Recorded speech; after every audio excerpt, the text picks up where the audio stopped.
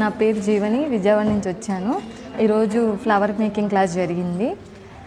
నాకు basics knowledge లేకపోయినా పర్వాలేదు, మేడం వాళ్ళకి నాకు అసలు ఫ్లవర్ మేకింగ్ ఎలా చేయాలి, ఫ్లవర్స్ నార్మల్గా మాల ఎలా కట్టాలి కూడా నాకు నిజంగా తెలీదు.